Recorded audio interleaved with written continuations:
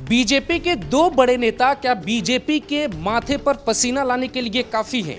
एक है महाराष्ट्र की नागपुर सीट से नितिन गडकरी, दूसरे हैं यूपी के लोकसभा सीट पीलीभीत से वरुण गांधी।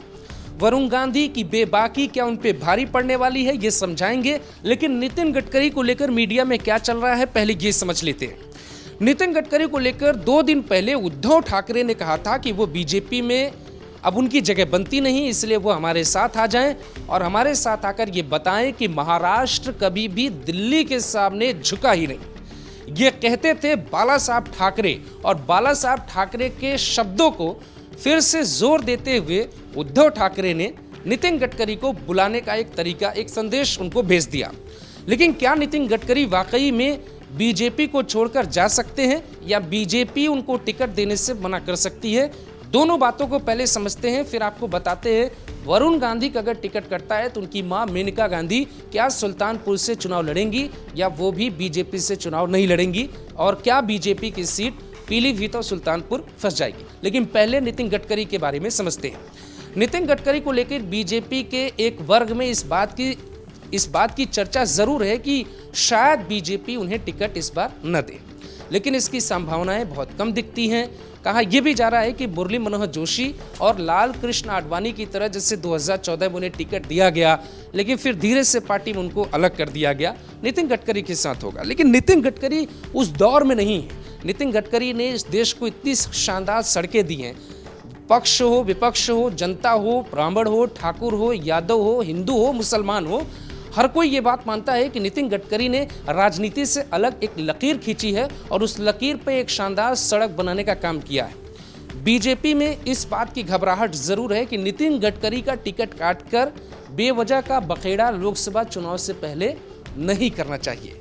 इसी बात की उम्मीद के साथ आरएसएस और बीजेपी में चर्चा है कि नितिन गडकरी को टिकट दिया जाएगा, और ये जो हमारे भी जो सूत्र हैं, जो बातचीत है, उसमें यही जानकारी है कि नितिन गडकरी का टिकट नहीं कट रहा है। ये सिर्फ एक चर्चा है, अफवाह है, और नितिन गडकरी दोबारा चुनाव लड़ेंगे, जीतेंगे नागपुर से तीसरी बार क्योंकि वहाँ पर उनका कोई बहुत कांटे का टक्कर नहीं होगा, वो टिकट पाएंगे और चुनाव जीत जाएंगे, और फिर से उनको इसी विभाग का मंत्री बनाया जाएगा क्योंकि काम उनका शानदार है।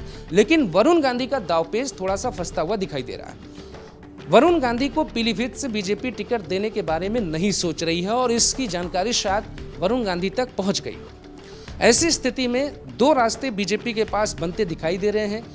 चूंकि वरुण गांधी की जो मां है वो सुल्तानपुर से चुनाव लड़ना चाहती हैं और इस वक्त भी वो वर्तमान में वहीं से सांसद हैं। बीजेपी को वो सीट काफ़ी मुश्किलों से मिलती है, लेकिन मेनका गांधी ने जीत कर दी थी। तो मेनका गांधी वरुण गांधी की सीट पर क्या चुनाव जाकर लड़ेंगी, ये थोड़ा सा असंभव सा लगता है, क्योंकि वरुण और उनकी मां के जो रिश्ते हैं वो बहुत अच्छे हैं। ऐसे में उनके ही बेटे की गर्दन उनके हाथ में दी जाएगी कि आप पीलीभीत से चुनाव लड़िए, ताकि वहां से वरुण गांधी निर्दलीय चुनाव न लड़ पाएँ, बीजेपी को कोई खास डेंट न दे पाएँ, इस बात की भी चर्चा चल रही है। ऐसे स्थिति में वरुण गांधी का अगर टिकट कटता है तो शायद वो निर्दलीय चुनाव में जाने के बारे में सोच रहे हैं। एक खबर ये भी है कि इंडिया गठबंधन भी इस पूरी घटनाक्रम पे अपनी नज़र बनाए हुआ है और वो ये जानना चाहता है कि जब वरुण गांधी का टिकट कटेगा तो हमें पीलीभीत में किस तरीके की रणनीति बनानी होगी, वो इस रणनीति पर भी प्लान कर रहे हैं। लेकिन बीजेपी में लगभग ये तय हो चुका है कि वरुण गांधी का टिकट इस बार कट रहा है और पीलीभीत से आपको एक नया सांसद मिलने की उम्मीद है, नए सांसद उम्मीदवार मिलने की उम्मीद है। खबर इसलिए भी हैरान करती है क्योंकि नरेंद्र मोदी और वरुण गांधी के बीच में जिस तरीके की खींचतान लंबे वक्त से चली है, उसकी शुरुआत पीलीभीत से ही हुई थी। आप जानकर हैरान होंगे कि साल